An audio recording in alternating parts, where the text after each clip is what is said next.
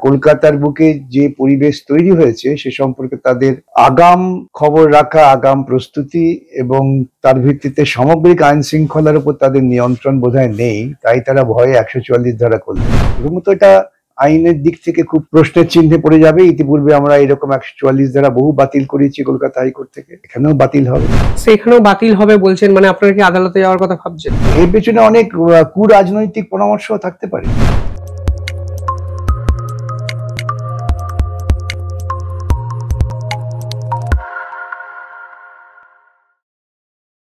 নমস্কার, আপনারা দেখছেন দ্য ইন্ডিপেন্ডেন্ট বেঙ্গল। আমি শিবম। নজিরবিহীন ভাবে কলকাতা শহরে প্রায় 2 মাসের কাছাকাছি কিছু জায়গায় 144 ধারা জারি করেছে কলকাতা পুলিশ। ঠিক কিভাবে দেখছেন এই পুরো সিদ্ধান্তটি, এই নিয়ে কথা বলতে আমাদের সঙ্গে এই মুহূর্তে উপস্থিত আছেন আইনজীবী বিকাশ রঞ্জন ভট্টাচার্য। স্যার, 144 ধারা জারি হয়েছে কলকাতার একটা পার্সিয়াল এলাকায়, এই সিদ্ধান্তটা আপনি কলকাতা পুলিশের কিভাবে দেখেন? এই সিদ্ধান্ত দেখে আমার মনে হচ্ছে প্রাথমিকভাবে কলকাতা পুলিশ নিজেরাই নিজেদের কর্মদক্ষতা নিয়ে সন্দেহ প্রকাশ করলেন। তার মানে কলকাতার বুকে যে পরিবেশ তৈরি হয়েছে সে সম্পর্কে তাদের আগাম খবর রাখা, আগাম প্রস্তুতি এবং তার ভিত্তিতে সামগ্রিক আইন শৃঙ্খলার উপর তাদের নিয়ন্ত্রণ বোধহয় নেই, তাই তারা ভয়ে 144 ধারা করলেন।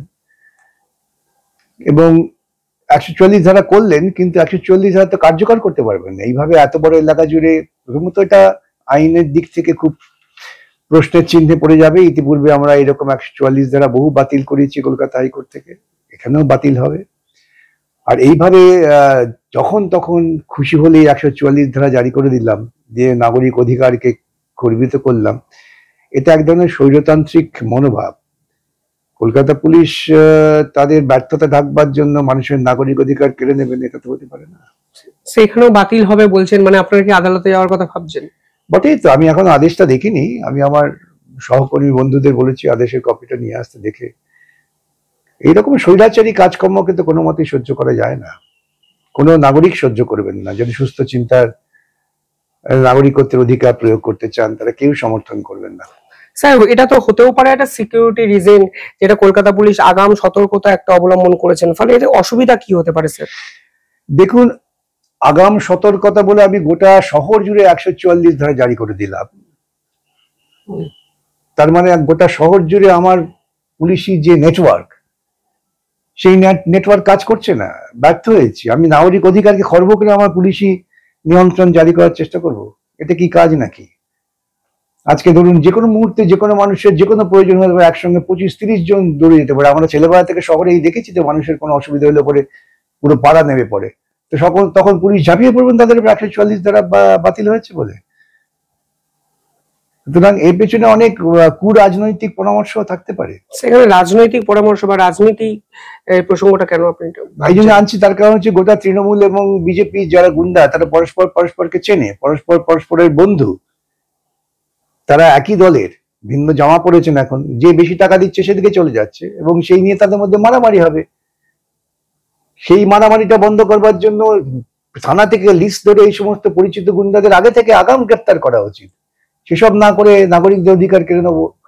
আমি জানি না যারা দায়িত্বে আছেন তারা নিজেদেরকে নিশ্চয়ই অভিজ্ঞ এবং দক্ষ বলে মনে করেন। এক্ষেত্রে তাদের বিবেচনা কি কাজ করেছে আমার জানা নেই, কিন্তু আমি নাগরিক অধিকার থেকে বলতে পারি যে এই ধরনের আদেশ মেনে নেওয়া যায় না। স্যার, পুলিশের ভূমিকা নিয়ে একাধিকবার একাধিক ইস্যুতে আপনারা প্রশ্নচিহ্ন তুলেছেন। নির্বাচনেও পুলিশের ভূমিকা নিয়ে একটা প্রশ্নচিহ্ন উঠছে, সন্দেশখালিতে আপনারা তুলেছেন। ফলে সামগ্রিকভাবে তার সর্বশেষ হিসাব সংযোজিত হলো 144 ধারা। আপনার কি কোথাও মনে হয় যে আমাদের এই পুলিশকে স্কটল্যান্ড ইয়ার্ডের সঙ্গে তুলনা করা হয় কলকাতা পুলিশকে, কিন্তু বর্তমানে পুলিশের পরিস্থিতিটা, অবস্থাটা দেখে একটু খারাপ লাগার দেখুন, যাদের আন্দোলন অভিজ্ঞতা আছে, যাদের পুলিশের হেফাজতে থাকার অভিজ্ঞতা আছে, আমি আমার ব্যক্তিগত অভিজ্ঞতা থেকে বলতে পারি যে আমাদের বহুবার এরকম পুলিশ হেফাজতে নেওয়া হয়েছে। থানার সামনে লোকে যেতে ভয় পেত। বিশেষ করে একটা ভ্যান যখন এলাকা দিয়ে যেত, দূর থেকে ভ্যান আসছে দেখে যারা দুষ্কৃতী তারা পালিয়ে যেত। এখন থানাকেই নির্দেশ দেওয়া হচ্ছে দুষ্কৃতীকে লালন পালন করো। যেদিনকে মুখ্যমন্ত্রী নিজে সশরীরে ভবানীপুর থানায় গিয়ে একজন অভিযুক্তকে, যিনি হেফাজতে রয়েছেন, হেফাজত থেকে ছাড়িয়ে নিয়ে এলেন, সেদিন থেকে পুলিশের কাছে বার্তা গিয়েছে, স্পষ্ট বার্তা, এই কথা বারবার আমাদের বলতে হচ্ছে। পুলিশ প্রশাসন তো তারাও তো বোঝেন যে আমার মাথার উপর যিনি আছে তিনি কেমন। তারা বুঝে গেছেন আমাদের কাজ হচ্ছে দুষ্কৃতীদের লালন পালন করা, তাই দুষ্কৃতীরা মহা আনন্দে ঘুরে বেড়ান, পুলিশকে ধরে থাপ্পড় মারেন। কত ঘটনা ঘটেছে 2011-এর পর থেকে, যে রাস্তাঘাটে পুলিশ কনস্টেবলকে ধরে থাপ্পড় মারা হয়েছে, কি অবস্থা দিয়েছে। পুলিশ কনস্টেবল তৃণমূলের অন্তর্দ্বন্দ্বের মারামারিতে সেখানে গিয়ে শান্তি রক্ষা করতে খুন হয়েছেন, সেই খুনের পর্যন্ত সঠিক বিচার করলেন না, তদন্ত হলো না। এ থেকে কি ধারণা দাঁড়ায়? পুলিশ বুঝে গিয়েছে যে আমাদের চাকরি রক্ষা করতে হবে, আমাদেরও সংসার প্রতিপালন করতে হয়, অতএব গুন্ডাদের সঙ্গে সহবাস করাটাই আমাদের কাজ, সেই কাজই হচ্ছে। স্যার সংরক্ষণ নিয়ে যেটা, এটা অন্য প্রসঙ্গে ফিরি, সংরক্ষণ নিয়ে 5 লাখ ওবিসি সার্টিফিকেট প্রায় বাতিল করেছেন কলকাতা হাইকোর্ট। মুখ্যমন্ত্রী বলেছেন আদালতের রায় মানি না, কিন্তু সংরক্ষণের এই পুরো বিষয়টা আমাদের ইন্টারভিউতে ডক্টর উপেন বিশ্বাস বলেছেন বুদ্ধদেব ভট্টাচার্য এর জন্য দায়ী। উপেন বাবু কি বলেছেন আমি জানি না, কতটা কথা যুক্তিবোধ ওর বক্তব্যে আছে তা আমি বলতে পারবো না, কিন্তু উনি বোধহয় ভুলে গিয়েছেন যে রঙ্গনাথ মিশ্র কমিশন, যে কমিশন তৈরি হয়েছিল, সেই রঙ্গনাথ মিশ্র কমিশনেরই সুপারিশ ছিল যে ওবিসি শুধুমাত্র ওই যে হিন্দু ধর্মের কাস্ট অনুযায়ী হবে না, ওবিসি হওয়ার জন্য কতগুলো নির্দিষ্ট নিরিখ ঠিক করে দিয়েছিলেন। সেখানে অন্য ধর্মের লোকেরাও আসতে পারেন, মুসলমানও আসতে পারেন, বৌদ্ধও আসতে পারেন, খ্রিস্টানও আসতে পারেন, এবং তার ভিত্তিতে ওবিসি নির্ণয়ের জন্য আইন হয়েছিল, সেই আইন ওবিসি কমিশন হয়েছিল। তার ভিত্তিতে 2010 পর্যন্ত যে ওবিসি নির্ণয় করা হয়েছে, আদালত দেখেছেন সেটা সম্পূর্ণ বৈধ, এর সঙ্গে ধর্মের কোনো সম্পর্ক নেই, সম্পর্ক হচ্ছে নির্দিষ্ট যে লক্ষ্যমাত্রা ঠিক করা হয়েছে, আর্থিক, সামাজিক, দৈন্যতা এইসব মিলিয়ে। অতএব সেটাকে তো কোর্ট বাতিল করেননি, বাতিল করেছেন উপেন বাবুদের করে যাওয়া অদক্ষতার সঙ্গে যেটা করেছেন। কেন ওরা করেছিলেন প্রকৃতপক্ষে হাততালি পাওয়ার জন্য, চট করে ক্ষমতায় এসে ভেবেছিলেন যে আমরা এক্ষুনি অনেক কিছু করে ফেলবো। কি করে সিপিআইএম এর 34 বছরের যে সুনিপুণ দক্ষতার সঙ্গে যে কাজগুলো করেছেন, ব্যর্থতা থাকলেও সাফল্য তো অনেক ছিল, সেই সাফল্যগুলো কি করে ছোট করে দেখাবো এই দৃষ্টিকোণ থেকে করতে গিয়ে তাড়াহুড়ো করেছেন, এবং মূলত তারা সেটা করেছেন হাততালি পাওয়ার জন্য। দুর্ভাগ্যজনক ওদের পক্ষে হলেও আদালত তো তার রায়ে পর্যবেক্ষণ দিয়েছেন যে এটা সুনির্দিষ্ট যে নিরিখ ঠিক করা হয়েছে, নিরিখের ভিত্তিতে করা হয়নি। কাজ প্রশাসনিক ব্যবস্থায় কাজ করতে গেলে পরে প্রশাসনিক যে আইন কানুন সেটা বেড়েই করতে হবে, হাততালি পাওয়ার জন্য করা দরকার নেই। তারপর যে সার্টিফিকেট গুলো দেওয়া হয়েছে, এখানে এই সার্টিফিকেট গুলো দেওয়ার সময় কি কি জালিয়াতি হয়েছে বলে আপনি মনে করতে পারেন? প্রথমত জালিয়াতি হয়েছে যে নিরিখ 1995 সালে আইনে যে নির্দিষ্ট নিরিখ করা হয়েছিল রঙ্গনাথ কমিশনের সুপারিশকে মেনে, সেই নিরিখ ভিত্তিক তো দেওয়া হয়নি। সেটা নিরিখ ভিত্তিক দেওয়া হলে তো আজকে আদালতের পক্ষে কোনো প্রয়োজন হতো না তাকে বাতিল করা। এবং বহু সার্টিফিকেট পেয়েছেন টাকা দিয়ে, আপনারা একটু খোঁজ খবর করুন না আশেপাশে, অনেকেই আপনাদের কাছে বলে ফেলেন আমি টাকা দিয়ে পেয়েছি। SC ST সার্টিফিকেট বাজারে ঠোঙার মতো বিক্রি হয়েছে। এই যে সাংবিধানিক সংরক্ষণ, এটা একটা অত্যন্ত গুরুত্বপূর্ণ সামাজিক দিক আছে। যুগ যুগ ধরে ভারতবর্ষ ব্রাহ্মণ্যবাদের শিকার, আমরা মানুষকে অমানুষ হিসেবে দেখেছি। এমনকি বিবেকানন্দকে পর্যন্ত ডাক দিয়ে বলতে হয়েছে তুমি মুচি ম্যাথর ওঠো জাগো। তারপরে তো হিন্দুত্ববাদীরা মানুষকে মানুষ বলে গ্রহণ করেননি। তা নাহলে এখনো আমি আদিবাসী বাড়িতে খাচ্ছি সেই ছবি তুলে বিজ্ঞাপন করতে হয়। তার মানে আদিবাসী মানুষকে কতটা নিম্ন স্তরের ভাবি যে সেখানে আমি উচ্চ স্তরের মানুষ গিয়ে খাচ্ছি। কই যখন আদানির সঙ্গে বসে খান সেটা ছবিতে দেন না। এ থেকেই বোঝা যায় মানসিকতা। এই মানসিকতা ভাঙার জন্য এই সংরক্ষণটা একটা অত্যন্ত গুরুত্বপূর্ণ, যে পিছিয়ে পড়া মানুষ এগিয়ে আসতে পারে। যার ফলে আমরা দেখেছি সংখ্যায় কম হলেও বহু এই ওবিসি অঞ্চলের SC ST তাদের থেকে ছেলেমেয়েরা লেখাপড়া শিখে এগিয়ে আসছে। এই যে আমাদের প্রার্থী হয়েছে জঙ্গলমণি মুর্মু, সোনামণি মুর্মু, সে মেয়েটা MSc ইন সাইকোলজি। তো ওইখান থেকে সে তো উঠে এসেছে, উঠে আসতে পেরেছে তো বাম আমলে শিক্ষার নেটওয়ার্কটা বেড়েছিল বলে। তো সেটাকে তো গুরুত্ব দিয়ে ভাবতে হবে, সেসব না করে চট করে পাইয়ে দেবো, তার পরিণতি হচ্ছে এইটা। স্যার সংরক্ষণ নিয়ে অনেক অভিযোগ সাধারণ মানুষরা বিভিন্ন ক্ষেত্রে করেন। এক শ্রেণীর মানুষ বলে সংরক্ষণ সত্যি প্রয়োজন আছে, মানে এই সরকারি চাকরি থেকে শুরু করে একাধিক ক্ষেত্রে। আপনার স্যার সংরক্ষণ নিয়ে এক্সাক্ট মতটা কি? দেখুন, সংরক্ষণ নিয়ে আমি বহু মামলা করেছি, দুপক্ষে হয়ে আমাকে বিভিন্ন সওয়াল করতে হয়েছে। আমি মনে করি সংরক্ষণটা অত্যন্ত প্রয়োজন। না, এই জেনারেল ক্যাটাগরি বলে তারা যুগ যুগ ধরে এই আদিবাসী মানুষদের, পিছিয়ে পড়া মানুষদের আমরা পদতলে রেখেছি। সেই যারা তুমি ফেলিছ নিচে, সে তোমায় টানিছে পশ্চাতে, কিন্তু রবীন্দ্রনাথের বিখ্যাত এবার ফেরাও আমার কবিতার অংশ। আমি তার মধ্যে আবৃত্তিতে যাচ্ছি না, কিন্তু প্রশ্ন হচ্ছে যে তারাও তো সমাজের অংশ। আমার সংবিধানটা যখন আমি গ্রহণ করলাম, এই সংবিধান গ্রহণ করার সময় তো আরএসএস লোকেরা ছিল। এই আরএসএস এর লোকেরা তো হিন্দু বহু বিবাহ বিরুদ্ধে যখন আইন আছে লড়াই করেছেন, আইনের বিপক্ষে, যাতে আইন না হয়। মেয়েদের সম্পত্তির অধিকার আজকে বড় বড় কথা বলছেন আরএসএস এর লোকেরা, অতীত ঐতিহ্য এই সমস্ত কথা বলছেন মানুষকে সত্য না বলে। ভারতবর্ষের যখন সংসদে আইন আনা হয়েছিল হিন্দু কোড বিল, কে বিরোধিতা করেছিলেন? বিরোধিতা করেছিলেন আরএসএস, শ্যামাপ্রসাদ মুখার্জির নেতৃত্বে দল। অতএব মানুষকে ক্রমশ পিছিয়ে ফেলে রাখবো, এই মানসিকতা ভাঙা দরকার। সেই জন্য তো সংরক্ষণ, কত পার্সেন্ট সংরক্ষণ সাধারণদের জন্য তো আছেই খোলা। স্যার, সংরক্ষণ করা হয়েছিল সম্ভবত যারা পিছিয়ে পড়া মানুষ, তাদের জন্য নির্দিষ্ট সময়ের পর তারাও যেন এগিয়ে আসেন। এই নির্দিষ্ট সময়ের মধ্যে ব্যবধানটা কতটা মিটলো? সেই নির্দিষ্ট সময়ের মধ্যে তাদের এগিয়ে আসার ব্যবস্থা করতে পারেননি। এটা তো সরকারের দুর্বলতা, প্রশাসনের দুর্বলতা, সেই মানুষগুলোর দুর্বলতা নয়। আজকে তো কেন্দ্রীয় সরকার এসে তো এই সমস্ত স্টাইপেন্ড বন্ধ করে দিচ্ছে। রোহিত ভেমুলারের মতো একটা আদিবাসী ছেলেকে আত্মহত্যা করতে হয়েছে, কারণ বিশ্ববিদ্যালয়ে তাকে নিয়ে হাসি ঠাট্টা করা হতো। এগুলো উচ্চ ব্রাহ্মণ্যবাদী চিন্তার ফসল নয়। কিন্তু স্যার, কোন সরকারি পরীক্ষায় যেখানে সাধারণ মানুষ ধরুন 100তে 80তে কাট অফ হয়, সেখানে সংরক্ষিত যারা আসন, সেখানে দেখা যাচ্ছে 15-16 পেয়েও তারা ওই আসনে চলে যাচ্ছে। এটা সর্বৈব মিথ্যে কথা। এটা যারা বলেছেন তারা সর্ব অসত্য কথা বলছেন। পরীক্ষা পাশের জন্য কোন রকম তাদের মানের তারতম্য নেই।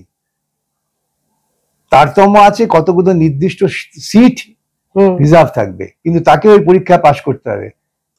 আজকে যে আইএএস যে আজকে হচ্ছে, সে কি ভাবছে তুমি ওই ন্যূনতম নম্বর না পড়ে থেকে আইএএস হচ্ছে? এটা ভুল কথা। এটা এই কথাগুলো লোককে ভাসিয়ে দেওয়া হয়। অনেকে অভিযোগ করেন না যে অনেক কম নাম্বার পেয়েও, এই অভিযোগ যারা করেন তারা মূর্খের অভিযোগ।